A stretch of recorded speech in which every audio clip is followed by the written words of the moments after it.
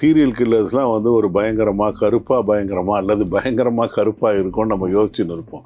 அவங்க வந்து பயங்கர ஒரு வன்முறைக்காது அந்த மாதிரிலாம் கிடையாது. அந்த பெண்மணிக்கு வந்து இந்த கழுத்து இது பக்கத்தில் ஒரு கேள்விக்குறி மாதிரி ஒரு ஆயுதத்தில் வந்து ஒரு பிரச்சனையை உண்டாக்கி அந்த இடத்த கீறி அப்புறம் மார்பகங்களை வந்து கொஞ்சம் டிஸ்ஃபிகர் பண்ணி ப்ரைவேட் ஏரியா அந்த தலைமுறையோட இப்போ இருக்கிற தலைமுறைக்கு செக்ஸை பற்றி அதிகமாக தெரிஞ்சிருக்கு. ஆனால் முறையாக தெரிஞ்சிருக்கான்னா இல்லை. 2 பேரும் வந்து இருந்தால் தான் அது செக்ஸு. ஒருத்தர் இருந்தாங்கன்னா அது வந்து அது செக்ஸ் கிடையாது, அது வேற அப்படின்ற மாதிரி. இவங்க என்ன நினைக்கிறாங்க, இந்த மாதிரி வன்முறையில் செக்ஸ் குற்றங்கள் நிகழ்த்துறவங்க தன்னை மட்டும் பார்த்துட்டா போதுமோன்னு. அது வந்து ஒரு சுயநலம் கூட கிடையாது. அந்த நேரத்துக்கு வந்து அந்த வடிகால், என்னுடைய வேட்கையான உணர்வுகளுக்கு, வன்முறையான ஒரு உணர்வுகளுக்கு வடிகால் இருக்குது. சில பாலியல் பலாத்காரங்கள்லாம் பார்த்தீங்கன்னா, இப்போ அவங்களோட நோக்கம் செக்ஸ் தான் அப்படின்னா கூட பெண்ணை வந்து கொல்றது, இல்லைன்னா ரொம்ப மோசமாக தாக்குறது. இப்போ நீங்கள் இந்த கல்கத்தா மேட்டர்லேயே டாக்டரை பார்த்தீங்கன்னா அப்படின்னா முகத்தில் சிதைக்கிறது, கண்ணை குத்துறது, இதெல்லாம் என்ன விதமான ஒரு மனநிலையில் இது செய்கிறாங்க? நிம்மதியாக இன்றைக்கி வந்து ஒரு சாதாரணமான ஒரு நடுத்தர உலகத்தில் சம்பாதிச்சு தூங்க முடியுது. ஏதோ ஒரு 2த்தையும் இது பண்ண முடியல. ரொம்ப கடனாக வாங்கிட்டோம்னா கொஞ்சம் தூக்கம் வராது, கொஞ்சம் பிரச்சனையாக இருக்கும். ஒரு தப்பு பண்ணிட்டோம், இல்லை நம்மளுடைய கடமையிலேருந்து தவறிட்டோம், பொறுப்பு இல்லாமல் ஒரு செயல் நிகழ்த்திட்டோம், குற்ற உணர்ச்சி நம்ம தொடரும். இதுவே இருக்கும்பொழுது யாரையாவது வந்து கொலை பண்ணி இந்த ஏரியாவில் தாதாவாகி ஒரு ரவுடியாக வரும்போது அவனுக்கும் பயம் இருக்கும். ஒரு ஆணுடைய உண்மையான ஒரு நிலவரம் 4 சுவர்களுக்கு நடுவில் ஒரு ஆணும் பெண்ணும் தனித்து இருக்கும் பொழுது அப்போ டீசெண்டாக இருக்கான்னா அவன் உண்மையிலே டீசெண்டானவன். கிரிமினல் ப்ரொஃபைலிங் எதுவுமே இல்லை, யார் வேணாலும் ஆகலாம். சூழ்நிலை அவனை பாதிக்குது. சூழ்நிலைக்கு அப்புறம் ஒரு குற்றம் நிகழ்த்துறான், மாட்டிக்கிறான். மாட்டில் அதுலேருந்து தப்பிக்கிறதுக்காக திரும்ப எனக்கு தெரிஞ்ச வழி அதுதான் எனக்கு ஈஸியாக இருக்குது, முதலே போயிடுவேன், அதுவே வாழ்க்கையாகுது. இதுதான் வந்து பல குற்றவாளிகளுடைய நிரந்தர முகவரி. தமிழா பார்வையாளர்களுக்கு வணக்கம். இன்று நம்முடன் இருப்பது மனநல மருத்துவர் டாக்டர் அசோகன் அவர்கள். குற்ற செயல்களுக்கு பின்னாடி இருக்கும் சைக்காலஜி சம்பந்தமாக டாக்டரோட நிறைய கேள்விகள் இருக்கிறது, அவருடன் பேசும். வணக்கம் டாக்டர். வணக்கம் டாக்டர். முதல்ல இன்டர்வியூல சொன்ன மாதிரி வந்து பார்த்தீங்கன்னா ஒரு கிரைமுக்கு பின்னாடி இருக்கிற சைக்காலஜிக்கல் ஆங்கிள் நம்ம நிறைய கேள்விகள் இருக்க வந்து அதில் பார்த்தீங்கன்னா ஒரு குற்றம் எப்படி நடக்குது, முதல்ல அந்த குற்றவாளியோட மனநிலை வந்து நீங்கள் ஒரு சில விஷயங்கள் வந்து திட்டமிட்டு கொலை பண்ணுறாங்க, சில விஷயங்கள் ஒரு சடனாக நடந்துருது, வந்து ஒரு ஆத்திரத்தில் பண்ணிடுறாங்க வந்து. ஸோ இதை எப்படி பார்க்குறது அப்படின்றது?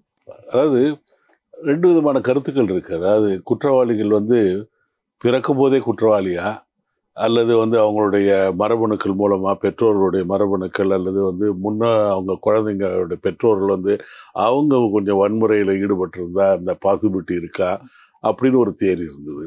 இல்லை குற்றவாளிகள் வந்து வளர்க்கப்படுகிறார்கள் அல்லது சூழ்நிலை பாதிக்குதுன்னு என்ன இருந்தாலும் 2 விதமான கருத்து இருந்தால் கூட சூழ்நிலையால் மாறுறாங்க. ஒன்று, குற்றம் வந்து ஆதாயத்துக்காக பிளான் பண்ணி நடத்தப்படுகிறது ஒரு வகை. 2வது பார்த்திங்கன்னா சில சமயம் வந்து இமோஷன்ஸை கண்ட்ரோல் பண்ண முடியல, கோபம் வருது, கோபத்துடைய உச்ச கட்டத்தில் நான் வந்து இழந்து என்னை மீறி என்னுடைய செயல் நிகழ்ந்து விடுகிறது. அது ஒரு சட்டத்தின் பார்வையில் வந்து அது குற்றமாக மாறிவிடுகிறது. அதாவது ஆர்கியூமெண்ட்டில் ஒரு ஹஸ்பண்ட் ஒய்ஃப் ஆர்கியூமெண்ட் இருக்கும், அதை வந்து ஒருத்தருக்கு ஒருத்தர் ரொம்ப பேசின்னு இருப்பாங்க. திடீர்னு பார்த்தீங்கன்னா 2 பேரும் ஆர்கியூ பண்ணிட்டு இருக்கும்போது கை ஓங்கி எல்லாத்தையும் அடித்து எங்கேயோ கீழே விழுந்து தலை அடிபட்டு இறந்துடுறது. அது மாதிரி அந்த முன்னாடி வந்து அதாவது மோட்டிவேஷனே இல்லாமல், ப்ரீடிட்டர்மெண்டாக இல்லாமல் சில குற்றங்கள் நிகழுது. இல்லை ஒரு ஆதாயத்துக்காக ஒரு பொருளை அபகரிக்கணும் அல்லது ஒரு தவறான செய்கையை வந்து முற்படும் பொழுது குற்றம் நிகழலாம். என்னுடைய உணர்வுகளின் மேல் நான் வந்து கட்டுப்பாடு இல்லாத நிலைமையில் என்னை தாண்டி சில செயல்கள் நிகழ்ந்து விடுகிறது. அதாவது 2 விஷயம். ஒன்று, நம்ம ஒரு விஷயத்தை அறிவுபூர்வமாக அணுகிறோம். 2வது உணர்வுபூர்வமாக இருக்கிறோம். என்னை யாராவது காயப்படுத்துகிறாங்க, கஷ்டப்படுத்துகிறாங்கன்னா நான் இம்மீடியட்டாக ரியாக்ட் பண்ணுறது வந்து உணர்வு தளம். அந்த உடனடியாக நான் வந்து அவங்கள தண்டிக்கணும், உடனடியாக நான் வந்து என்னை வந்து மெய்ப்பிக்கணும், இல்லை சத்தம் போடுறேன், தப்பாக பேசுகிறேன், கெட்ட வார்த்தை பேசுகிறேன், இல்லை அடிக்க முற்படுறேன், இல்லை வன்முறையில். அந்த நேரத்தில் ஒரு அறிவு தளத்தில் நான் இருந்து இது தேவையா எனக்கு அப்படின்னு யோசிக்கும்பொழுது என்னை கட்டுப்படும். ஆனால் அந்த அறிவு தளத்தை, அந்த ரீசனிங் லெவலை யூஸ் பண்ணுற நமக்கு வந்து அதை மட்டும் கற்றுக்கினா பல பிரச்சனைகள் நமக்கு வந்து அடங்கிடும். இவங்களால் என்னன்னா உடனடியாக தடாலடியாக ஒரு முடிவு எடுக்கிறது, உடனடியாக நான் வந்து என்னை வெளிப்படுத்தணும், நான் வந்து கரெக்டு, அவங்க நினைக்கிற மாதிரி நான் தப்பு கிடையாதுன்னு அந்த கோபத்தின் உச்சத்தில் பாதி நேரம் தங்களுடைய உணர்வுகளை, கோபத்தினை கட்டுப்படுத்த முடியாதவங்க தான் இந்த குற்றத்துக்கு போயிடுறாங்க. இதில் இன்னொன்று இருக்குது டாக்டர், நீங்கள் சொன்ன மாதிரி வந்து திட்டமிட்டு குற்றத்தில் ஈடுபடுறவங்க ஒரு ஆதாயத்துக்காக பண்ணுறவங்கன்னு ஒன்று, இன்னொன்று இந்த மாதிரி அந்த சடான ஒரு கோபத்தை கட்டுப்படுத்த முடியாமல் ஈடுபடுறவங்கன்னு ஒன்று, இன்னும் சிலர் வந்து தொடர் குற்றங்களில் ஈடுபடுவாங்க, சீரியல் கில்லர்ஸ்லாம் இருக்காங்க. எப்படி அவங்களோட மனநிலை எந்த மாதிரி? சீரியல் கில்லர்ஸ்லாம் வந்து ஒரு பயங்கரமாக கருப்பாக பயங்கரமாக அல்லது பயங்கரமாக கருப்பாக இருக்கும்னு நம்ம யோசிச்சுன்னு இருப்போம். அவங்க வந்து பயங்கர ஒரு வன்முறைக்காது அந்த மாதிரிலாம் கிடையாது. மிக மிக சாதாரணமாக, மிக மிக இயல்பாக வாழ்க்கையில் அவங்க என்ன வேலையில் இருக்காங்களோ, எந்த சூழ்நிலை இருக்காங்களோ, அவங்க யாருக்குமே தெரியாது. ரொம்ப சாதாரணமாக இருப்பாங்க. அவங்களுக்குன்னு ஒரு சின்ன ஒரு ஃபிக்சேஷன் இருக்கும். அதாவது ஒரு குறிப்பிட்ட ஒரு கான்செப்ட் இருக்கும். அதாவது ஒரு ஒரு ஒரு ஒரு குணாதிசயம் சில பேர்கிட்ட பிடிக்காது. கடந்த காலத்தில் நடந்த கசப்பான அனுபவங்கள், அவங்க வாழ்க்கையில் பார்த்த ஒரு விஷயங்கள், அவங்களால ஏற்றுக்கொள்ள முடியாத விஷயங்கள், அல்லது வெளியில் வந்து வெளிப்படுத்த முடியாத விஷயங்கள், ஒரு வடிகாலற்ற வன்முறை அல்லது வன்புணர்ச்சி, அசிங்கமான உணர்வுகள்லாம் இது மாதிரி இருக்கும் பொழுது செலக்ட் பண்ணுறாங்க. செலக்ட் பண்ணிவிட்டு இதில் என்னன்னா ஒவ்வொருத்தராக கொலை பண்ணிட்டு போவாங்க. இதில் என்னன்னா ஒரு சொல்லுவாங்க ஒரு இது, ஒவ்வொரு இதுலேயும் கேட்ச் மீ இஃப் யூ கேன்ற மாதிரி நான் ஒரு தடயத்தை வச்சுட்டு போகிறேன், முடிஞ்சா என்ன பாரு.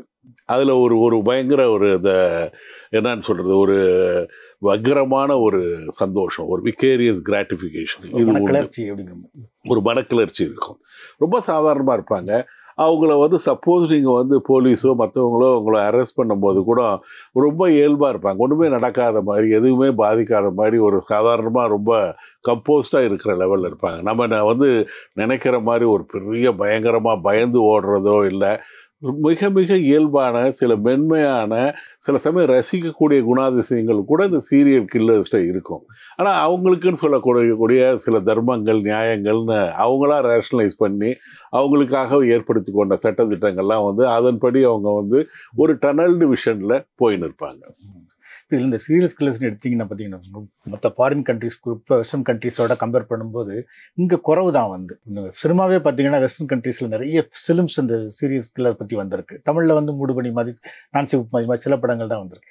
இதுக்கு என்ன காரணம்? அங்கே அதிகமாக இருக்கிறதுக்கு இங்கே குறவாக இருக்குது. இங்கேயும் வந்து சீரியல் கில்லர்ஸ் வந்து மாட்டிடுறாங்க கொஞ்சம். ரொம்ப இப்போ வந்து பார்த்தீங்கன்னா ரொம்ப சிரமமான ஒரு விஷயம். ஒரு குற்றத்தை நிகழ்த்துவது எளிது, ஆனால் அந்த குற்றம் வந்து தடயம் இல்லாமல் வந்து எங்கேயாவது ஒரு இடத்துல ஒரு தடயத்தை நம்ம மீறி நம்ம வந்து அந்த இடத்துல வச்சுருவோம். அந்த பர்பட்ரேட்டர் வச்சுட்டு போயிடுவாப்புல. இங்கேயும் நடந்திருக்கு. அதாவது சிந்தி தல்வாய் என்று சொல்லப்படுகிற ராமன் ராகவ்ன்றது பம்பாய் மாநகரத்தில் 60களில் 70ல் வந்து ஒரு சீரியல் கில்லராக இருந்தாப்புல.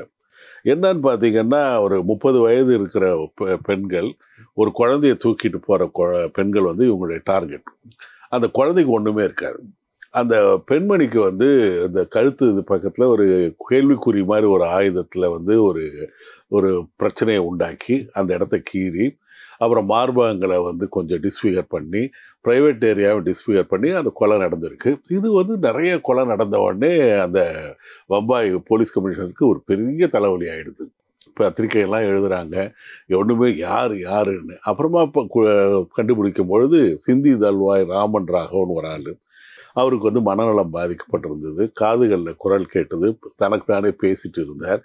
அவரை வந்து மறுபடி வந்து அனலைஸ் பண்ணி, சைக்கியாட்ரிஸ்ட்லாம் அனலைஸ் பண்ணி, இல்லை இவருக்கு மனநோய் இருந்தால் கூட தான் என்ன செய்யறோன்றது அவருக்கு தெரிஞ்சிருந்ததால் இவர் தண்டனைக்குரியவர்னு அவரை வந்து முதல்ல வந்து சைக்கியாட்ரிஸ்ட் சர்டிஃபை பண்ணாங்க. யூஸ்வலாக நார்மல் மனிதன் வந்து ஒரு கிரைம் கமிட் பண்ணும்பொழுது அவன் பனிஷ் பண்ணப்படுகிறான். ஒரு மனநலம் பாதிக்கப்பட்டிருக்கும் போது ஒரு மனநோயால் தான் என்ன செய்கிறோம், அந்த தான் செய்கிற ஒரு விஷயம் ஒரு கிரைமுன்னு தெரியாமல் இருக்கும் பொழுது, அந்த செயலுடைய கான்சிக்வன்சஸ் அவன் அறியாத பொழுது, அந்த கான்சிக்வன்சஸ் சட்டப்படி குற்றம் என்று அவனுக்கு புரிந்து இருக்காத பொழுது அவனுக்கு தண்டனை கொடுக்க முடியாது. ஒரு மனநல காப்பகத்தில் அவங்கள அனுப்பிடுவான். பட் இவனுக்கு வந்து முதல்ல இருந்து சப்சக்வெண்ட்டாக எரவாடா சிறையில் அவர் இறந்துட்டார். இந்த சீரியல் கில்லர்ஸ் வந்து இங்கே குறைவாக இருக்கிறதுக்கு என்னன்னா, இப்போ எல்லா இடங்கள்லையும் வந்து சட்டம் வந்து தன்னுடைய கடமையை செய்யுது. ரொம்ப சிரமமான ஒரு விஷயம். எல்லாருக்குமே வந்து இப்போ வந்து பார்த்தீங்கன்னா, இப்போ சென்னை மாநகரத்தில் எல்லா இடங்கள்லையுமே வந்து ஒரு இது இருக்குது, கேமரா இருக்குது. ரொம்ப வந்து நீங்கள் வந்து ஒரு செயல் நிகழ்த்தி விட்டு ஒரு பேருந்துலையோ இல்லை வாகனத்திலையோ தப்பிச்சு போக முடியாது.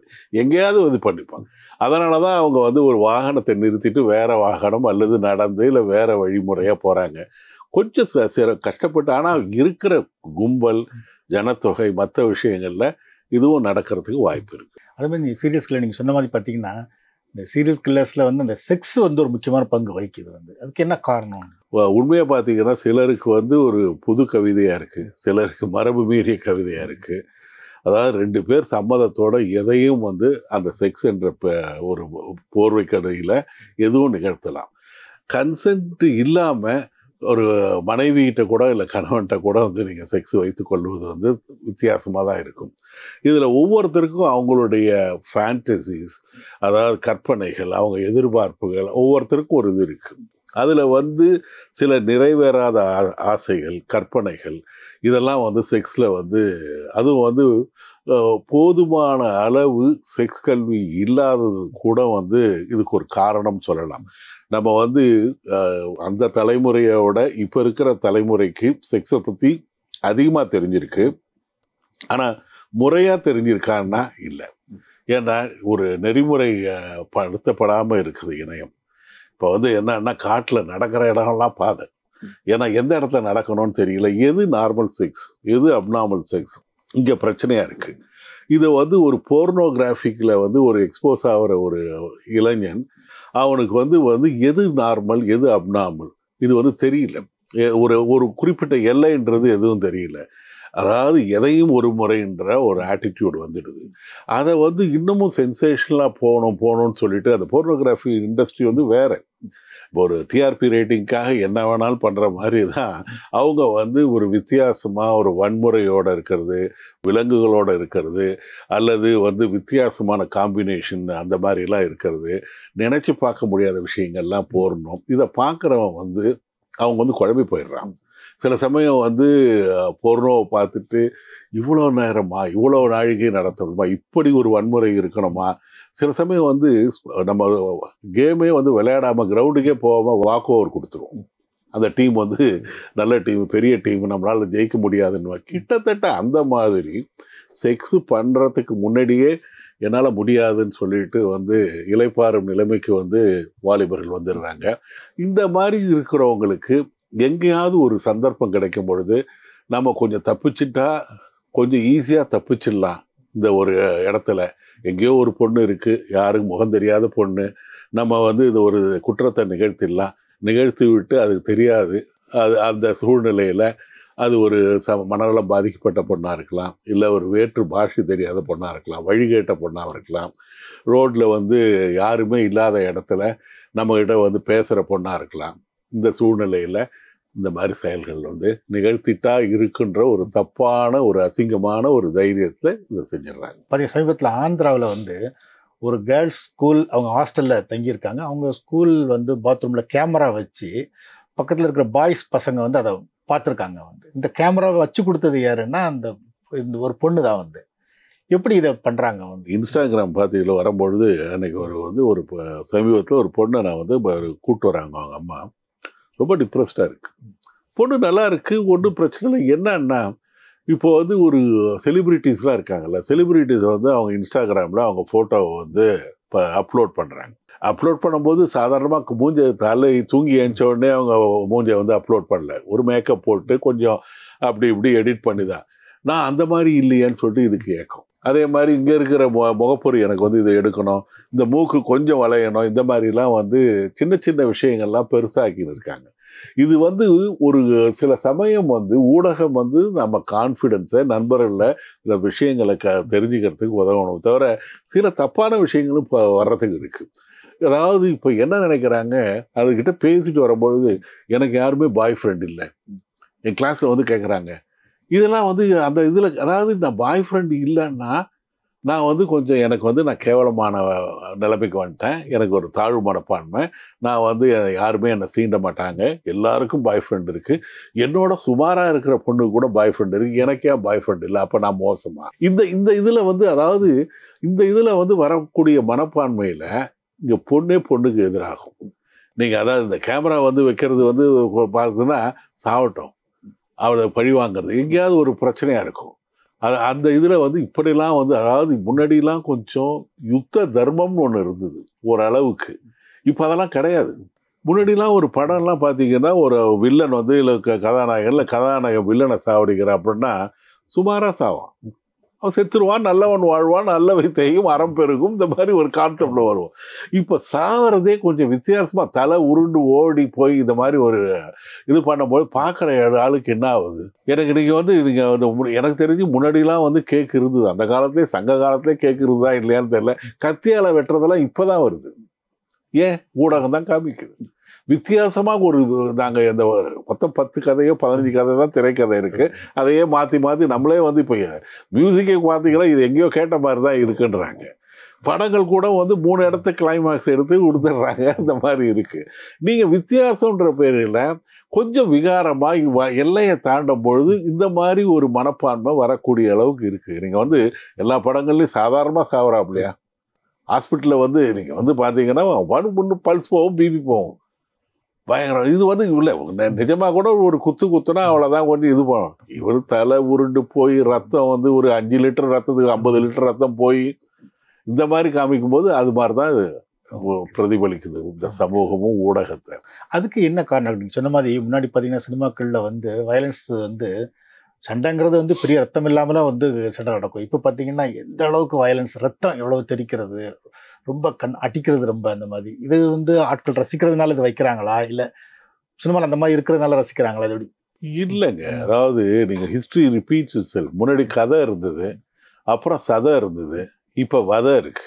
ஏன்னா சதையை விட்டாங்க. இனிமேல் வந்து சதை எல்லாம் தனியா போர்னோ உலகம் இருக்கு. கதை இல்லை இப்ப. வெறும் இப்போ அதாவது நீங்க பார்த்து எந்த படமா இருந்தாலும் யாரையாவது ஒரு சண்டை இல்லாம ஒரு படத்தை எடுக்க சொல்லுங்க, இல்ல வராது. அது ஏதாவது ஓடிடியில் கலைப்படமா இருக்கும்.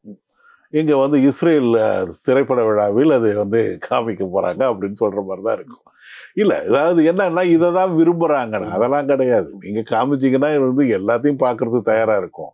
இப்போ வந்து கொரோனா காலத்துல நம்ம வந்து குடிக்காம இருந்த எவ்வளோ பேர் எனக்கு தெரியும். வெறும் 4வது நாள் 3வது நாள்லாம் வந்து வெளியில போகாம வெறும் உப்புமா மட்டும் சாப்பிட்டு இருந்தவங்களாம் இருக்கும். நானே எனக்கு உப்புமா பிடிக்காது, அதே சாப்பிட வேண்டிய கட்டாயம் இருந்து வெளியில போகாம. அது மாதிரி நீங்க என்ன கொடுக்குறீங்களோ அதை பார்க்கணும். அது வந்து படைப்பாளிகள் கொஞ்சம் யோசிக்கணும். பொதுவாக செக்ஸ்ன்னு எடுத்துக்கிட்டோம்னா அது 2 பேர் சம்மந்தப்பட்டது, 2 பேரும் ஒரு இணைந்து ஈடுபடும் போது தான் அது ஒரு நல்ல ஒரு செக்ஸாக இருக்க முடியும். அப்படிங்கிற நேரத்தில் வந்து ஒருத்தருக்கு விருப்பம் இல்லாமல் ரேப் பண்ணுறது, அது என்ன விதமான ஒரு மனநிலை வந்து அது எப்படி? அதாவது அது நீங்கள் அழகாக சொன்னீங்க, செக்ஸுன்றது 2 பேர் சம்மந்தப்பட்டது. ஆனால் என்னன்னா இந்த செக்ஸில் வந்து கொஞ்சம் வந்து வன்முறை வந்து செக்ஸ் ஆகாது. நீங்கள் வந்து அதில் வந்து சில வரைமுறைகள் இருக்கு. சில கொஞ்சம் வலிமையான வந்து கொஞ்சம் வந்து வேகம் இருக்கும், கட்டுப்பாடு இருக்கும். இப்போ சாதாரணமாக வந்து ஒரு அந்த உடம்பு இயங்கும் பொழுது ஒரு ஹார்ட் ரேட் கூட ஜாஸ்தி ஆகலாம். இதெல்லாம் வந்து இருந்தால் கூட வரைமுறையும் இருக்கு. நீங்கள் இவங்க என்ன நினைக்கிறாங்க, இப்போ யூஸ்வலாக பார்த்தீங்கன்னா ஒரு கன்சென்ட் இல்லாமல் ஏற்படக்கூடிய ஒரு செக்ஸ் எப்படின்னா ரொம்ப மோசமாக இருக்கும். நான் வந்து ஒரு விலை மாத வந்து ஒரு ரொம்ப நாளைக்கு முன்னாடி சந்தித்தேன். என்னுடைய தொழில் முறையை அவங்க வந்து கமர்ஷியல் செக்ஸ் ஒர்க்கர். அவங்க ஒரு இதுக்காக ஒரு ரிசர்ச்சுக்காக போயிருந்தேன். ஒரு 10-15 பேர் வந்து அவங்ககிட்ட பேட்டி காணும்போது அவங்ககிட்ட நான் அந்த கேள்வியை வச்சேன். தப்பாக நினச்சிக்காதீங்க, உங்களுக்கு எப்படி ஃபீல் பண்ணுறீங்க செக்ஸில் ஈடுபடும் பொழுதுன்னு. அவங்க என்ன சொல்கிறாங்க, எங்களுக்கு வந்து இஷ்டமாக இருந்தால் தான் வந்து அந்த செக்ஸ் வந்து எங்களுக்கு வந்து அது பிடிக்கும், நாங்களும் அதை ரசிக்க முடியும். பின்ன எப்படி இருக்கும் இந்த மாதிரி கஷ்டமாக இருக்கும், வேர்வை நாத்தம், அவன் உடம்பு நாத்தம், அசிங்கமாக இருக்கும், கஷ்டமாக இருக்கும். அவன் எங்களை வந்து ஒரு உடம்பாக பார்க்க மாட்டான். சில எப்படி தான் ஒன்று இல்லை டாக்டர், அது வந்து யாரோ வந்து ஏதோ ஒரு வந்து சிறுநீர் கழிப்பது போல தான் இருக்கும் அப்படின்ற மாதிரி அந்த வந்து அந்த ஸ்டேட்மெண்ட் இருக்குல்ல, ஒரு அழகான ஸ்டேட்மெண்ட். என் ப்ரொஃபஸர் தான் சொல்லுவார், 2 பேரும் வந்து இருந்தால் தான் அது செக்ஸு, ஒருத்தர் இருந்தாங்கன்னா அது வந்து அது செக்ஸ் கிடையாது, அது வேற அப்படின்ற மாதிரி. இவங்க என்ன நினைக்கிறாங்க, இந்த மாதிரி வன்முறையில் செக்ஸ் குற்றங்கள் நிகழ்த்துறவங்க தன்னை மட்டும் பார்த்துட்டா போதுமோன்னு. அது வந்து ஒரு சுயநலம் கூட கிடையாது. அந்த நேரத்துக்கு வந்து அந்த வடிகால் என்னுடைய வேட்கையான உணர்வுகளுக்கு, வன்முறையான ஒரு உணர்வுகளுக்கு வடிகால் இருக்கு. அடுத்தவங்க அதை ரசிக்கிறாங்களா? அதாவது ஒரு பரிமாறும் பொழுது ஒரு பழைய வாடியுடைய பாடல் இருக்கு. பரிமாறும் பொழுதே பசியாறினேன்னு அந்த பெண் கதாபாத்திரம் சொல்லுது. அவருக்கு நான் பரிமாறுறேன், என்னையே நான் பரிமாறும் பொழுது சந்தோஷமா இருக்காரு என்னுடைய காதலர். அவர் சந்தோஷமா இருக்கும் பொழுது அதை பார்த்துட்டு நான் சந்தோஷமா இருக்கேன். கிட்டத்தட்ட அது மாதிரி தான். இப்போ சாப்பிடும் பொழுது ஒரு நல்லா சாப்பிடும்போது ஒரு மனைவி வந்து அது சந்தோஷம், நம்ம சமைச்சது நல்லா இருக்கு அப்படின்ற மாதிரி. செக்ஸ் கூட நீங்க வந்து பார்த்தீங்கன்னா அடுத்தவங்களுடைய உணர்வு, அவங்க ஃபீட்பேக், அவங்க ரியாக்ஷன், ரெஸ்பான்ஸ், இதுதான் ஒரு சந்தோஷமான விஷயம். அல்லது மற்றதெல்லாம் ஒரு இயந்திரத்தனமான ஒரு மெக்கானிக்கல் ஆக்ட் தான். அது இல்லாத பட்சத்தில் அது செக்ஸ் கிடையாது, அது வேற தான். அதுமாதிரி பார்த்தீங்கன்னா இன்னொரு சில பாலியல் பலாத்காரங்கள்லாம் பார்த்தீங்கன்னா இப்போ அவங்களோட நோக்கம் செக்ஸ் தான் அப்படின்னா கூட பெண்ணை வந்து கொல்றது இல்லைன்னா ரொம்ப மோசமாக தாக்குறது. இப்போ நீங்கள் இப்போ இந்த கல்கத்தா மேட்டர்லேயே டாக்டரை பார்த்தீங்கன்னா அப்படின்னா முகத்தில் சிதைக்கிறது, கண்ணை குத்துறது, இதெல்லாம் என்ன விதமான ஒரு மனநிலையில் இது செய்கிறாங்க? குற்றம் நிகழ்த்துறாங்க, நிகழ்த்திட்டு அதுக்கப்புறம் வந்து அதாவது கொஞ்சம் கண் கெட்ட பின்பு சூரிய நமஸ்காரம் மாதிரி ஞானோதயம் வருது, மாட்டிப்போமோ அப்படின்ற மாதிரி, தப்பு பண்ணிட்டோம், இந்த பொண்ணு ஏதாவது போய் சொல்லிடுமோ அப்படின்னு சொல்லிட்டு அந்த சமயத்தில் அந்த நேரத்தில் வந்து அதுக்கப்புறம் வந்து அதை சாவடிக்கிறாங்க. எல்லாரும் வந்து ஒரு உணர்வுகள் வந்து கட்டுப்படுத்த முடியாத உணர்வுகள் இருக்குது, கட்டுப்படுத்த வேண்டிய இதுதான். நம்ம கோபம் வரும், அவனை அரையணும் போல இருக்கும், ஆனால் கட்டுப்படுத்திக்கிறோம். ஏன்னா அரைஞ்சா அவன் திருப்பி அரைவான், இல்லை ஜெயிலுக்கு போக வேண்டியது இருக்கும். இந்த மாதிரி உணர்வுகள்லாம் நம்மளை கட்டுப்படுத்துது. நம்ம படிப்பு சொல்லி கொடுக்குறது, நம்ம சூழ்நிலை நம்மளை அது மாதிரி ஆக்குது. எல்லாம் நினைக்கிறதெல்லாம் நம்ம பேசிட முடியாது, நினைக்கிறதெல்லாம் நம்ம செயல்படுத்திட முடியாது. இங்கே வந்து நிதானம் தழப்பிடுறாங்க. அதுதான் வந்து ஒரு ஒரு முதல்ல ஒரு குற்றம் வந்து சொல்லுவாங்க, முதல் தடவை தான் திருடும் போது கொஞ்சம் மனசாட்சி பேசும், ரெண்டாவது தடவை கொஞ்சம் வந்து சுமாராக பேசும், மூணாவது தடவை மனசாட்சி இருக்காது. அதுவே ஒரு வாழ்க்கை முறையாயிடும். முதல் 2 தடவை தான் குற்றம் நிகழ்த்தும் பொழுது எல்லாரும் என்ன நினச்சிப்பாங்களோ, இதுக்கு மேலே போயிடுத்து, இனிமேல் என்ன நான் மாட்டிக்க போகிறேன், அது மாதிரி தான். அதாவது சொல்கிற மாதிரி செத்தவன் மேலே எத்தனை தடவை லாரி வேணாலும் ஏறினாலும் ஒன்றும் இல்லைன்ற மாதிரி, ஒரு தடவை நான் பண்ணிட்டேன், எனக்கு அது தண்டனை இருக்குது, இனிமேல் எத்தனை தடவை தண்டனை இருந்தாலும் அதே தண்டனை தான் அப்படின்ற மாதிரி இந்த மனப்பான்மையில் இருக்காங்க. அது மாதிரி இப்போ செக்ஸ் அவங்களுக்கு ஒரு கிளர்ச்சியை தர்ற மாதிரி இந்த வன்முறையும் அவங்களுக்கு ஒரு கிளர்ச்சியை தருதா? அதாவது இந்த மாதிரி பர்பட்ரேட்டர்ஸ்க்கு வந்து செக்ஸை விட ஒரு ரேபிஸ்டுக்கு வந்து ஒரு உதாரணமாக சொல்கிறேன்னா, ஒரு இளம் வாலிபனுக்கு ஒரு ஒரு பெண்ணை பார்க்கும்பொழுது ஒரு காமமான உணர்வில் இருக்கும்பொழுது பல விஷயங்களை யோசித்து பார்ப்பான்.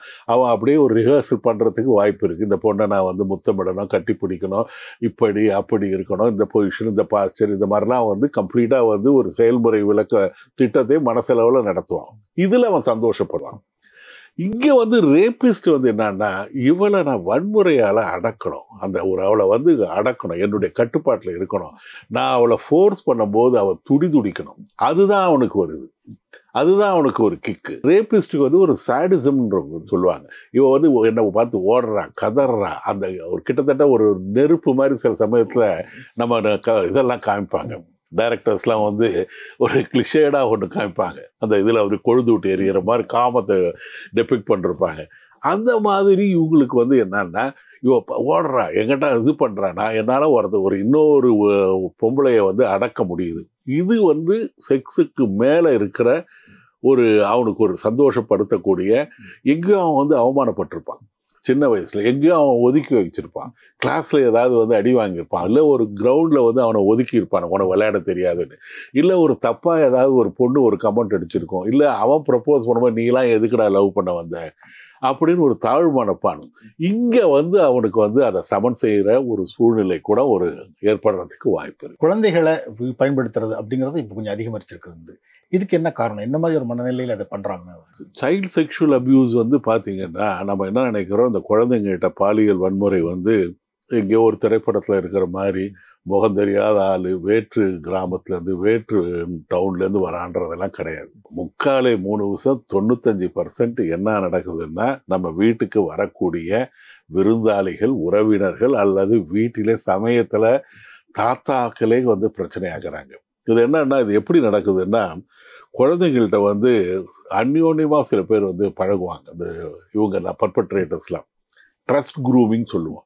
அந்த குழந்தைக்கு வந்து முதல்ல வந்து பெண் குழந்தைக்கு வந்து சாக்லேட்டு, கிஃப்ட்டு, அவன் வீட்டில் அவன் குழந்தைக்கு அவன் வந்து பார்க்க விட மாட்டான். பேசக்கூட மாட்டான். இந்த மாதிரி ஒரு குழந்தைய வந்து டார்கெட் பண்ணிட்டு ஒரு முதல்ல வந்து அதை வந்து அன்பால் அப்படி வந்து இருக்கிற மாதிரி அவங்க வீட்டில் கூட இவர் வந்தாருன்னா இந்த குழந்தை விளையாடுது, அவகிட்ட ரொம்ப இதுவாக இருக்கும், அவர் மடியில் வச்சுப்பாரு இது படின்னு.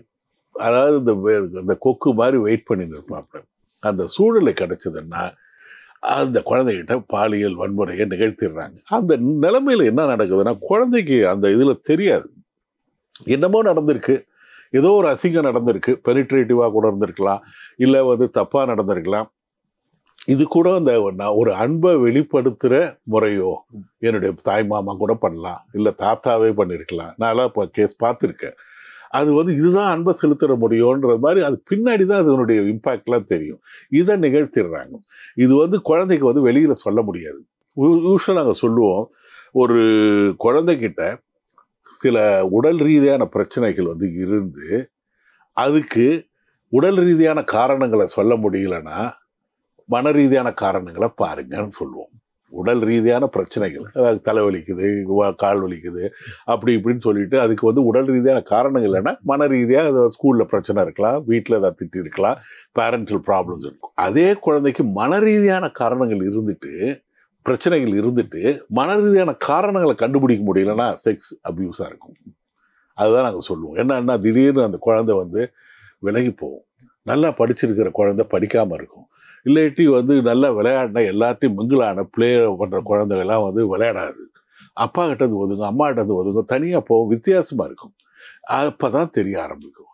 அதனால் இந்த சமயத்தில் நம்ம வந்து சொல்கிறோம்ல, எங்கே தொட்டாங்க குட் டச், முடிஞ்ச வரைக்கும் கொஞ்சம் விலகி இருக்கிறது நல்லது. அதாவது விருந்தாளிகளாக இருந்தால் கூட நம்ம குழந்தைங்க வந்து நம்ம இதில் எந்த அளவுக்குன்னா, ஒரு ஹோட்டலில், ஒரு புகழ்பெற்ற ஒரு ஹோட்டலில் சாப்பிட்டுன்னு இருக்காங்க, போயிட்டு அந்த இதில் வந்து ரெஸ்ட் ரூமில் போய் கையை கழுவ போயிருக்குது ஒரு பொண்ணு, அதுக்குள்ளே செக்ஷுவல் அப்யூஸ் நடந்துடுது அந்த இடைப்பட்ட நேரத்தில். என்னன்னா ஏன் இப்படி இருக்காங்கன்னா, சில அந்த குற்றம் நிகழ்த்துகிற அந்த ஸ்டைல் செக்ஷுவல் அப்யூஸில் இருக்கிற அவங்க என்னன்னா ஈஸி டார்கெட். குழந்தைக்கு தெரியாது. மூணாவது இது ஒன்றும் பேசாது, தப்பிச்சுக்கலாம். நாலாவது என்னன்னா, ஒரு வளர்ந்த பெண்ணோட போய் அதுக்கிட்ட வந்து என்னால் செக்ஸ் பண்ணுறதுக்கு, என்னுடைய செக்ஸ் உணர்வுகளை வெளிப்படுத்துறதுக்கு எனக்கு தைரியம் இல்லை, அல்லது இந்த பொண்ணுக்கிட்ட என்னால் செக்ஸ் பண்ணால் என்னால் வந்து சரியாக செக்ஸ் பண்ண முடியுமோ, ஐ மேபி அன் இம்பார்ட்டன்ட், எனக்கு போதுமான அளவு எழுச்சி இருக்குமோ இல்லையான்னு அந்த குறைபாடில் கூட குழந்தை வந்து திரும்ப சொல்லாது. இது அதனால் இதை வந்து சாஃப்ட் டார்கெட்டாக யூஸ் பண்ணுறவங்களும் இருக்காங்க. ரெண்டாவது, ஒரு தன்னுடைய பார்ட்னர்கிட்ட, மனைவிகிட்ட, இல்லை காதலிகிட்ட கிடைக்காத விஷயங்களோ அதுவோ வேற மாதிரி கூட இந்த குழந்தைகிட்ட நிகழ்த்துறதுக்கு வாய்ப்பு இருக்கு. அப்புறம் பார்த்தீங்கன்னா, நம்மளோட குடும்ப சிஸ்டங்களில் வந்து ஒரு ஏஜுக்கு பிறகு அவங்களுக்கு செக்ஸ் தேவையில்லை அப்படின்னு சொல்லி இப்போ அப்பா அம்மாவை பிரித்து வச்சிடறது, வயசானவங்களை பிரித்து வச்சுக்கிறது எல்லாம் கூட நடக்குது வந்து. ஸோ அந்த மாதிரி அவங்க இருக்கிறதும் அவங்களோட செக்ஸ் தேவைகள் நிறைவேறாமல் அவங்க குழந்தைகிட்ட வர்றதும் நடக்குதா? கண்டிப்பாக. அதாவது யூஸ்வலாக வந்து என்னென்னா மெனோபாஸ் வந்ததுக்கப்புறம் வந்து ஒரு பெண்மணிக்கு வந்து குழந்தை வந்து செக்ஸ் பற்றிலாம் கூடாது, அதெல்லாம் அது மாதிரிலாம் சொல்கிறாங்க. அப்படிலாம் இல்லை. அதாவது சமீபத்தில் வந்து ஒரு விஞ்ஞான இதில் வந்து 60 வயசுக்கு மேலே இருக்கிற பெண்கள் கூட வந்து பிரிஞ்சு இருக்கும் பொழுது கொஞ்சம் செக்ஸ் உணர்வுகளால் மாஸ்டர்பேஷன் பண்ணுறாங்கன்றது வந்து இது இருக்குது. எல்லாருக்கும் உணர்வுகள் இருக்குது. அந்த வயதாக்கும் பொழுது அதுக்கு ஏற்ற மாதிரி இருக்குமோ தவிர அவங்களுக்கு அந்த குவாலிட்டேட்டிவாக வந்து அந்த பர்செப்ஷன் நல்லா தான் இருக்கும். எல்லாருக்குமே செக்ஸ் தேவைப்படுது.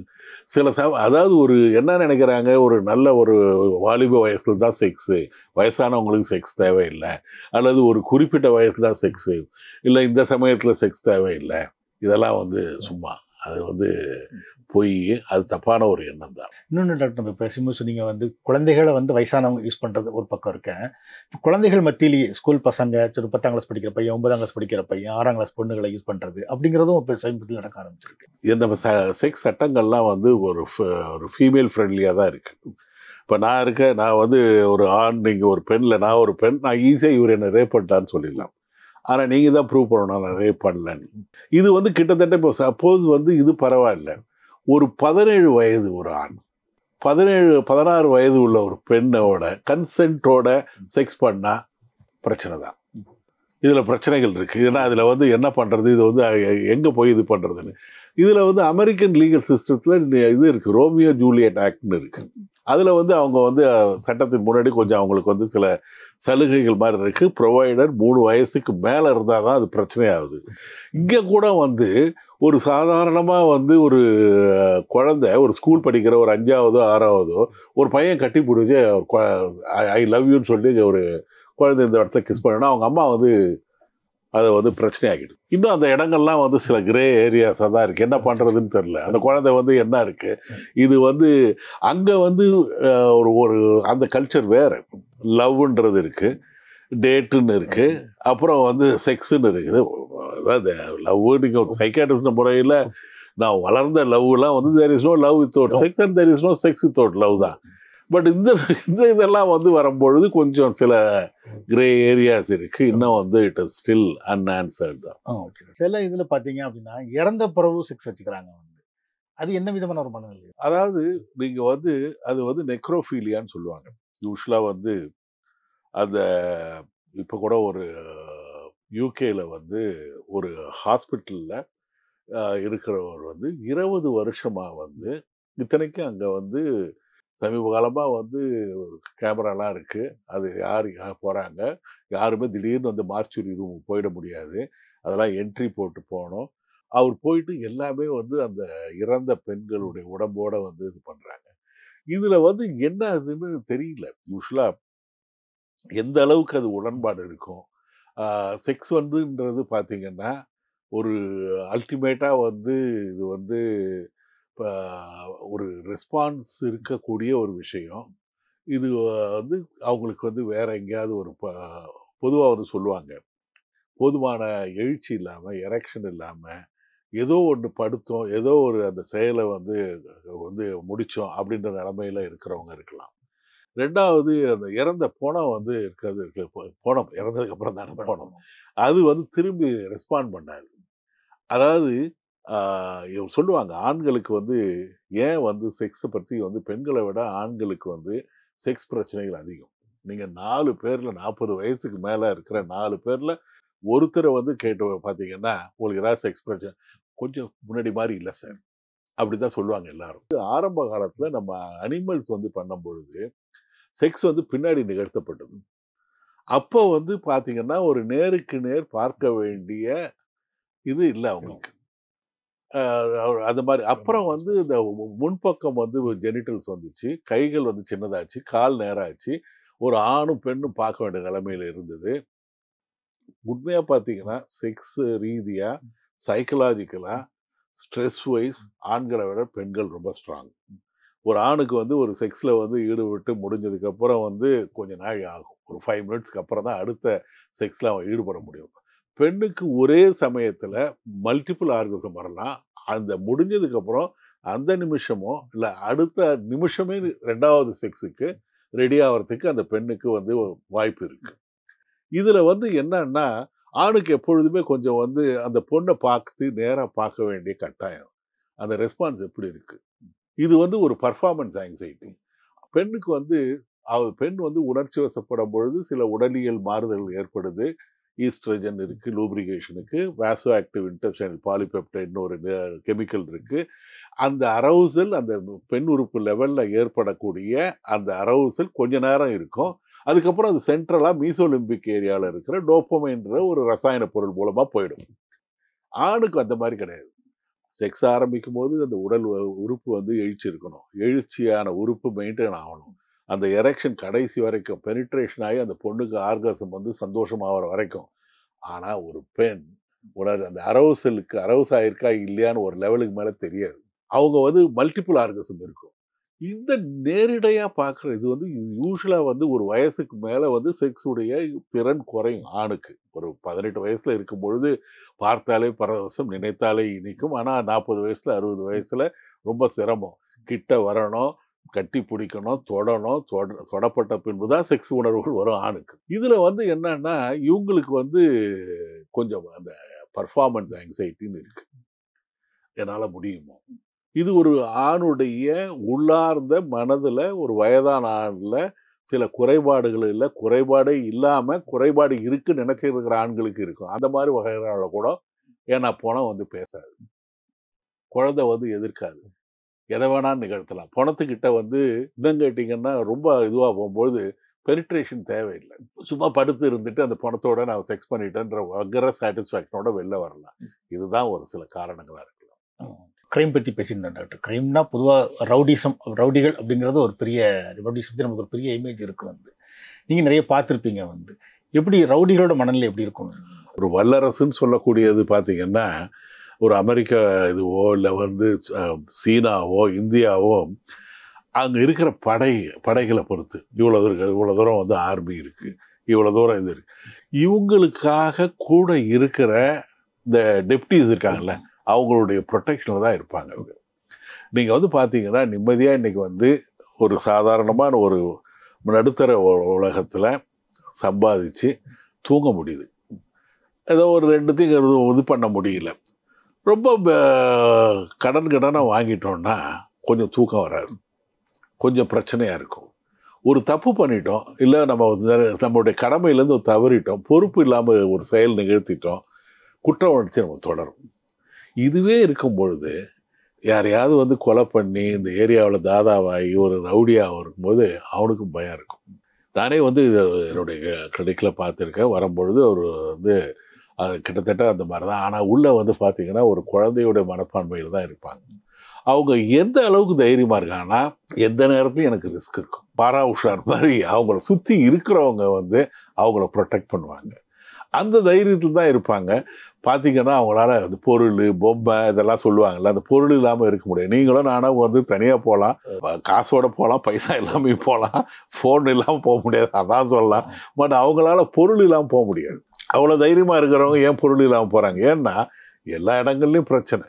எங்கேயாவது ஒரு அழகாக திரைப்படத்தில் கூட வந்து சொல்லுவாங்க, ஒரு நல்ல வசனம், ரொம்ப எங்கேயோ ஒரு மிச்சம் மீதி வச்சுட்டோமோ, அது வந்து இல்லாட்டி நம்மளை வந்து ஒரு பெரிய அது அவருடைய பையனை வந்து யாரோ வந்து சண்டை போடுவாங்க. அப்போது வந்து இவர் சொல்லுவார், எங்கேயோ மிச்சம் மீதி வச்சுருக்கோம், ஏன் அவனை வந்து இது மாதிரி வந்து துரத்துறாங்க கவனின்றது. கிட்டத்தட்ட இவங்க நிறையா மிச்சம் மீதி வச்சுருப்பாங்க. அது ஒரு காரணமாக இருக்கும். அவங்களுக்குள்ள நிச்சயமாக ஒரு ஆங்ஸைட்டி, ஒரு பயம், ஃபியர், ஃபோபியா எல்லாமே இருக்கும். ஸோ வெளியே ஒரு இமேஜ் இருக்குல்ல, ரவுடின்னா ஒரு தைரியசாலி அப்படிங்கிற மாதிரி இருக்க மாட்டாங்க அப்படிங்கிறத உண்மை. இன்றைக்கி அதாவது வரும்பொழுது ஒரு இது பெங்களூர்லேருந்து ஒரு இது வருது, மூட்டை வந்துட்டு 12 மணி வெயில், அந்த ரோடுக்கு பின்னாடி நான் வரேன், அந்த லாரியில் வெயில் அடிக்குது. அந்த 2 பேர் வந்து பேண்ட்டு கிடையாது, ஒரு சாதாரண லுங்கியை கட்டிட்டு, சட்டை கூட கிடையாது, பனியன்னு, அப்படி தூங்குறாங்க பிரமாதமாக. ஏன்னா அவன் வேலை செஞ்சுருக்கான், ராத்திரி ஃபுல்லாக வேலை செஞ்சுட்டு சூரிய வெளிச்சம் பட்டா கூட இல்லை, அதையும் மீறி அவன் தூங்குறான், அவனால் தூங்க முடியுது. நமக்கு தூக்கம் வர மாட்டேது, ஏன்னா அந்த அளவுக்கு உழைப்பு இல்லை. என்கிட்ட வர்றவங்களும் பாதி பேர் வந்து தூக்கமாக இல்லை, ஏன்னா அவங்க அந்த அளவுக்கு இல்லை. தூக்கம் வந்து தன்னால் வரணும், நம்ம தூக்கத்தை தேடி போகிறோம், இதுதான் காரணம்.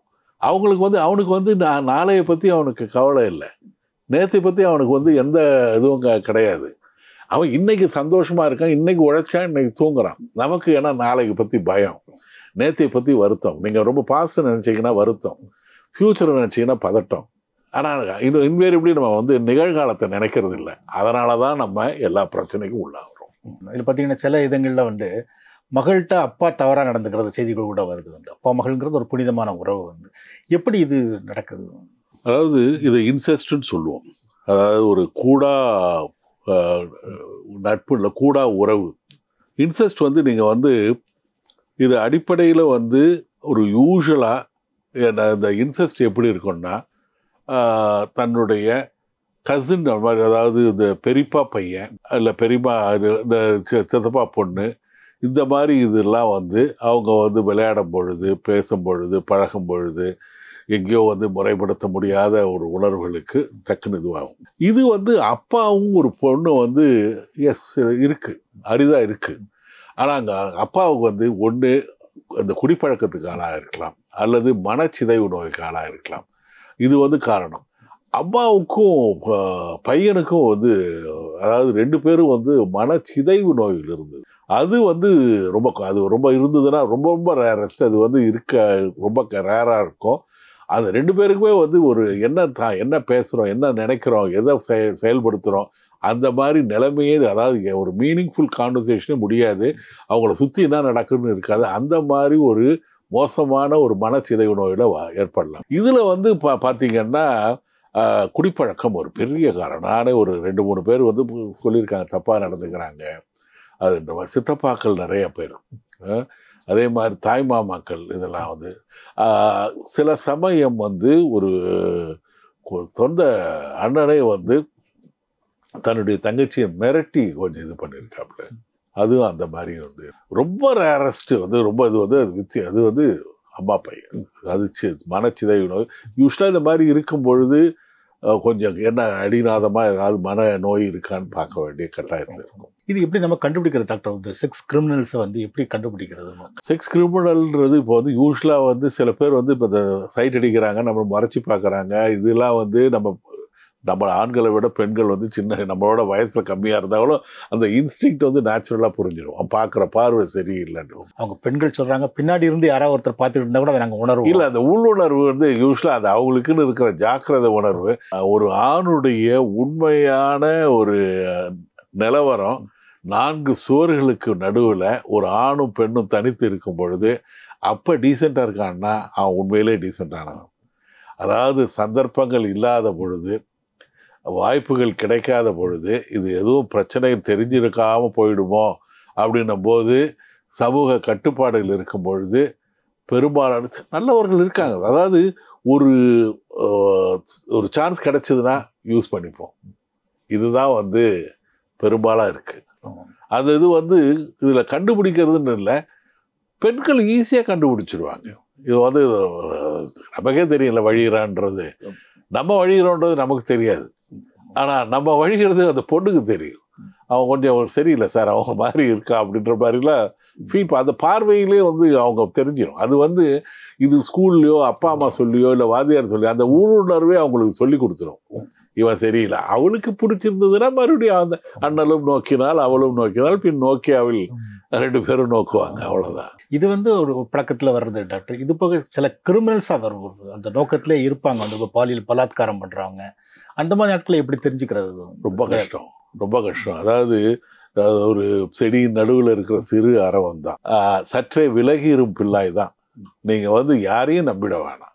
அதாவது இந்த என்னென்னு நினைக்கிறோம், நம்ம சாதாரணமாக ஒரு வயசு சின்ன குழந்தைக்கு வந்து செக்ஷுவல் அபியூஸ் வரலாம், இல்லை ஒரு வயது வந்த ஒரு பொண்ணுக்கு வந்து பாலியல் பலாத்காரம் வரலாம்.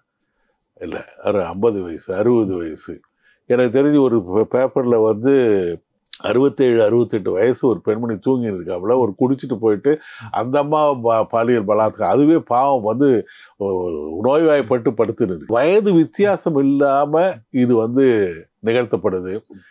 கொஞ்சம் ஒரு இந்த சைட் ஆஃப் த காஷன் தான். அதாவது ஒரு கொஞ்சம் முன்ஜாக்கிரதையோட இருப்பது வந்து பெண்களுக்கு நல்லது. யாரையுமே அது நம்ப வேணாம் இந்த விஷயத்துல. அது மாதிரி சில விஷயங்கள்லாம் பார்த்தீங்கன்னா கூட்டு பாலியல் பலாத்காரங்கள் ஈடுபடுறாங்க வந்து, அது என்ன மாதிரியான மனநிலை? எப்படி அது இதில் கூட்டு பாலியல்னா என்ன? அதில் என்னன்னா 2 பேரும் வந்து அதில் ஒரு ஈஸி, நான் மட்டும் மாட்டிக்க மாட்டேன், ஏதாவது இந்த பொண்ணு வந்து பிரச்சனை இருக்கும், 4-5 பேர் வந்து சேர்ந்து இது பண்ணும்போது இதில் வந்து ஒன்று டைல்யூட் ஆகிடுது. இல்லை அவன் வந்து பார்த்துப்பான், இல்லை எவிடன்ஸ் இதுவாக இருக்காது, இல்லாட்டி என்ன வந்து இது என்ன மட்டும் சொல்லாது, இதை ஒரு வேறு மாதிரி கூட டேர்ன் பண்ணலாம். அதுக்கப்புறம் வந்து இந்த கூட்டு பாலியல் பலாத்காரத்தில் மது இருக்கலாம், மதுவின் போதையில் இருக்கலாம், மருந்துகளுடைய போதை நிறையா இருக்கும். நீங்கள் வந்து செக்ஸில் வந்து பார்த்தீங்கன்னா இப்போல்லாம் வந்து ஒரு பெரிய இதுவாகிடுது, போதை வந்து இல்லாமல் செக்ஸ் இல்லை. அந்த மாதிரி வந்து சில யங்ஸ்டர்ஸ் வந்து இது பண்ணுறாங்க. அதாவது வந்து அன்னைக்கு வந்து ஒருத்தர் வந்து கேட்குறாரு, இந்த மாதிரி வந்து சார் நான் வந்து ஒரு இதுக்கு போகிறேன், எனக்கு வந்து செக்ஸ் பிரச்சனை. என்ன உனக்கு என்ன செக்ஸ் பிரச்சனை இருக்குது? இல்லை கொஞ்சம் எனக்கு வந்து இது கிடைக்குமா, வயகரா மாதிரி கிடைக்குமா? அதனால் இல்லைப்பா அப்படின்னு. அப்புறம் விசாரிக்கும் போது என்னன்னா, ஒரு பார்ட்டிக்கு போகும்பொழுது அங்கே பார்ட்டியில் அவங்களுக்கு வந்து ஒரு ஏதாவது ஒரு வின் பண்ணால் நம்ம வந்து ஒரு ட்ரீட் கொடுக்குற மாதிரி ஒரு மது, அடுத்தது புகை, போதை மருந்துகள், அதுக்கப்புறம் ஒரு கேர்ள். இதில் வந்து அவனுக்கு வந்து இதுவும் இல்லாமல் கூட வந்து இந்த மாதிரி வயகராவும் போட்டுட்டு இந்த மாதிரி பார்ட்டி தான், இந்த மாதிரி தான் நடக்குது. இதில் போகும்பொழுது எங்கேயாவது ஒரு பிரச்சனை வருது. இப்போ சப்போஸ் கொஞ்சம் ஹைப்பர் டென்ஷன் இருந்ததுன்னா கொஞ்சம் ரத்த கொதிப்பு இருந்து அதுக்கு ஒரு குறிப்பிட்ட மருந்துகள் சாப்பிட்டதுன்னா பிரச்சனை ஆகிடும். சில சமயம் வந்து இந்த காம்பினேஷனில் நாங்கள் வந்து ஒரு அரசாங்க மருத்துவமனையில் ஒரு ஆள் வந்து உட்கார்றாப்புல வரும்பொழுது பார்த்தா நைட்டு வந்து நிறையா இது பண்ணியிருக்காப்புல, வேர்க்குது. நாங்கள் வந்து என்ன இவன் எங்கே வந்து இந்த இதில் உட்காந்துருக்கான், உடனே போய் அனுப்பு அப்படின்னு அனுப்புகிறோம். இசிஜி எடுத்து பார்த்தா இன்ஃபாக்ஷன். 5 நிமிஷத்தில் கொஞ்சம் இதுவாகிடுது. என்னன்னா மொதல் நாள் இந்த இதுவாகிருக்கு. அப்புறமா ரெட்ராஸ்பெக்டிவாக கேட்கும்போது எல்லாம் நடக்குது. இது வந்து எல்லா காம்பினேஷனும் இப்போ தான் வந்து செக்ஸ் வந்து வெறும் செக்ஸாக இல்லை, இந்த ஒரு அசிஸ்டட் செக்ஸாக இருக்குது, கெமிக்கலி அசிஸ்டட் செக்ஸாக இருக்குது. அதுதான் வந்து அதுவும் யங்ஸ்டர்ஸ் வந்து சந்தோஷமாக இருக்கலாம். ஈவன் ஒரு கேர்ள் ஃப்ரெண்டு கூட வந்து இல்லை, ஈவன் இந்த மாதிரி ஒரு பார்ட்டிக்கெலாம் போகிறது வந்து கொஞ்சம் ரிஸ்க்கு தான். அதுமாதிரி சில இடத்துல பார்த்தீங்கன்னா டாக்டர், இப்போ இந்த பொள்ளாச்சி சம்பவம் தன்மை எடுத்துக்கலாம். வந்து இந்த மாதிரி ஒரு பெண்களை வந்து காதலியை இல்லைனா நட்பில் இருக்கிற தோழிகளை வந்து கூட்டு வந்து நண்பர்களுக்கு கொடுக்கறது, பகிர்ந்து அளிக்கிறது, இந்த மாதிரி விஷயங்கள்லாம் இருக்கிறது. ஸோ இது ஒரு பெண்களுக்கு ஒரு ஆலோசனையாக சொல்கிறதுனா என்ன சொல்லலாம்? இந்த மாதிரி ஆட்களை எப்படி அடையாளம் கண்டுக்கிறது, எப்படி விலகிறது அப்படிங்கிறது? அந்த பழைய படத்தில் வரும்ல, தமிழ் படத்தில் கிணத்து தண்ணியை ஆற்று வெள்ளமாக எடுத்து போயிடுதுன்னு பழைய படத்தில் எழுதியிருப்பாங்க. அந்த வசனம் வந்து கொஞ்சம் கிளிஷேடாக இருந்தால் கூட கொஞ்சம் வெயிட் பண்ணுங்க, நீங்கள் பழகுங்க கொஞ்சம் வந்து. அதாவது எப்படின்னா ஒரு கிரெடிபிலிட்டி, ஒரு நல்ல லீடர் வந்து ஒரு தோல்வி அடைகிற சமயத்தில் தான் ஒரு கட்சியுடைய தலைவனுடைய கிரெடிபிலிட்டி தெரியும். ஒரு ரிலேஷன்ஷிப் வந்து எல்லாமே நல்லா இருக்கும், கனவுகளை வந்து அங்கே விதைச்சிருப்பாங்க.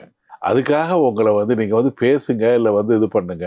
கொஞ்சம் ஃபினான்ஷியலாக ஒரு எஜுகேஷனலாக ஒரு எக்கனாமிக் இண்டிபெண்டன்ஸ் வந்துட்டு முடிவு எடுக்கும் பொழுது கூட எதுவுமே முன்னாடி வேண்டாம், சில விஷயங்கள் வந்து அதுக்கு அப்புறமா வச்சுக்கலாமே அப்படின்னு அந்த கதாநாயகி சொல்லுவாப்புல.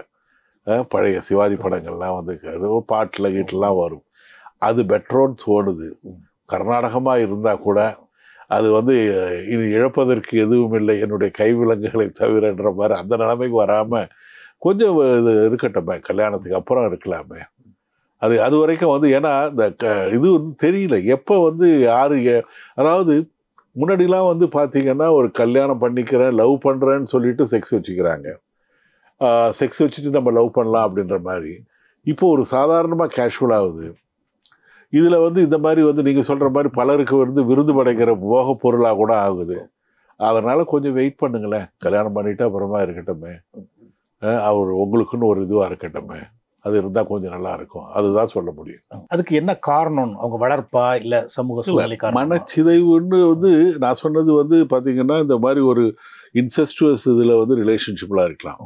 யூஸ்வலாக என்ன பண்ணாங்க, கிரிமினல் ப்ரொஃபைலிங் ஒன்று பண்ணாங்க. இந்த மாதிரி ஒரு குற்றம் நிகழ்த்துவர்களுக்கு என்ன மாதிரி பர்சனாலிட்டி இருக்குது, இந்த பர்சனாலிட்டி இருக்கா அந்த பர்சனாலிட்டி இருக்கான்னு ஒரு மனநல ஆய்வு பண்ணும்பொழுது அவங்க முதல்ல வந்து நினச்சது வந்து இந்த anti social personality. Anti social பர்சனாலிட்டின்றது ஒரு சமூக முரண் ஆளுமை. அதுவும் வந்து கிரிமினாலிட்டியும் கிரிமினல் டெண்டன்சியும் ஆன்டி சோஷியல் பர்சனாலிட்டி ஒன்றா அப்படின்ற மாதிரி கம்பேர் பண்ணாங்க. அதுக்கு ஒருத்தர் அழகாக ஒரு விளக்கம் சொன்னார். ஆன்டி சோஷியல் கொஞ்சம் டேஞ்சரு, கிரிமினல்னால் இப்போ உங்கள்கிட்ட ஒருத்தர்கிட்ட ஒரு 10 ரூபா வந்து நான் ஓணும், 50 ரூபாய்க்கு ஓணுன்னா கத்தி முனையில் அவரை மிரட்டி அந்த 50 ரூபாயை நான் அபகரிச்சுப்பேன், வேணா ஒரு சின்ன ஒரு கோடு போடுவேன். இது வந்து கிரிமினல் பண்ணுறது, குற்றம் நிகழ்த்துவேன். ஆனால் ஆன்டி சோஷியல் ஒரு பொருளை அடையணும், அந்த 50 ரூபாய்க்கு வந்து நான் வந்து இவரை கொல்றதுக்கே தயங்க மாட்டேன், எனக்கு கிடைக்கக்கூடிய ரிவார்டு வந்து ரொம்ப கம்மி. அது அந்த கிரிமினல் வந்து அந்த சும்மா ஒரு கீரல் தான், இவன் வந்து கொன்னே போடுவான். இது வந்து இன்னொன்று சொன்னாங்க, கிரிமினல்ஸ்லாம் தங்களுடைய குற்றங்கள் மூலமாக நிகழ்த்து திரும்ப திரும்ப நிகழ்த்தி ஆன்டி சோஷியல் பர்சனாலிட்டி வருது, அந்த சமூக முரண் ஆளுமை வருது. அல்லது சமூக முரண் ஆளுமை இருக்கிறவங்கலாம் குற்றம் நிகழ்த்துவதற்கு நிறைய சான்ஸ் இருக்குன்னு காஸ் அண்ட் எஃபெக்ட் ரிலேஷன்ஷிப்பை கொண்டாக்குனாங்க. சமூக முரண் ஆளுமைனா எதை பற்றியும் கவலைப்படாது, அடுத்தவருடைய உணர்வுகளுக்கு மதிப்பு கொடுக்காது, தன்னுடைய உணர்வுகளுக்கு மதிப்பு கொடுக்காது, கான்சிக்வன்ஸை பற்றி கவலைப்படக்கூடாது, என்ன நினச்சதா எனக்கு கிடைக்கணும், அடுத்த நிமிஷம் வந்து எவன் செத்தா எனக்கு என்ன, அந்த மாதிரி ஒரு மனநிலைமையில் இருக்கிறவங்க ஒரு சின்ன விஷயத்தை கூட பெரிய அளவு குற்றம் நிகழ்த்துவதற்கு தயாராக இருப்பாங்க. தங்களுடைய தவறுகள்லேருந்து அதை ஒரு பாடம் கற்றுக்கொள்ள முடியாதவர்களாக இருப்பாங்க. எதிரியுமே அவங்களுக்கு வந்து ஒரு ஒட்டுதல் இருக்காது. ஒரு தாமரையில் தண்ணீர் மாதிரி ஒரு கல்யாணம் பண்ணி வச்சா ஒரு அன்போ அஃபெக்ஷனோ கொஞ்சறது குழாவது இதெல்லாம் கிடையாது. அந்த நேரத்துக்கு இதுதான். இன்னும் ஒன்று பார்த்தீங்கன்னா பார்டர் லைன் பர்சனாலிட்டின்னு சொன்னாங்க. பார்டர்லைன் பர்சனாலிட்டினா இந்த பக்கமும் இல்லாமல் அந்த பக்கம் இல்லாமல் ஒரு குழப்பமான ஒரு கலவை. அவன் என்னன்னா இம்பல்சிவாக இருப்பான், உடனே ரியாக்ட் பண்ணுவான். கோவத்தை கட்டுப்படுத்த முடியாத அளவுக்கு அவன் வந்து என்னன்னா எந்த அளவுக்கு கோவத்தை வந்து நினைக்கிறாப்புலையோ அதை செயல்படுத்திடுவான்.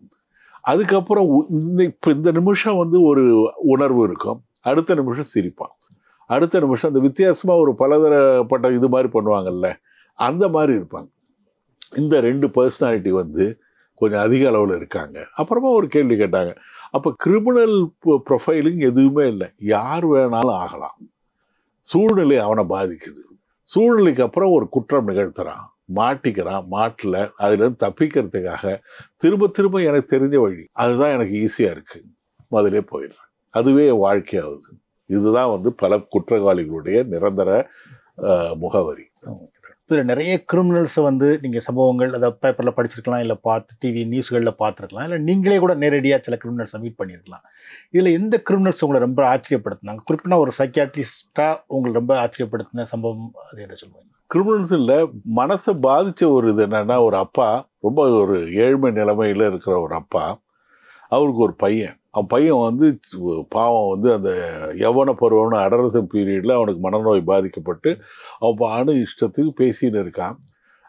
இது தென்னார்காடு மாவட்டத்தில் ஒரு கோயிலில் வந்து அங்கே படுத்துட்டு அங்கே வந்து அந்த இடத்துல கோயிலில் வந்து நீங்கள் தூங்கிட்டு வந்தீங்கன்னா நல்லா ஆகுன்ற ஒரு நம்பிக்கையில் அப்புறமா நீங்கள் வந்து அந்த மறுபடியும் ஒரு ஹாஸ்பிட்டலில் வந்து ட்ரீட்மெண்ட் எடுக்கலான்னு சொல்லிவிட்டு நீங்கள் ராத்திரி வந்து அந்த இவர்கிட்ட கேட்டு அந்த பூஜாரிகிட்ட கேட்டு அதில் கோயில் சாத்திட்டு அப்புறம் வந்து படுத்துட்டு மறுநாள் வந்து ஒரு டாக்டர்கிட்ட காமிக்கணும் அப்படின்னு சொல்லிட்டு அவர் இருக்கும்பொழுது அவன் என்ன பண்ணிட்டான், நைட்டு களை தூக்கி அவர் மேலையில் போட்டு அதுக்கப்புறம் வந்து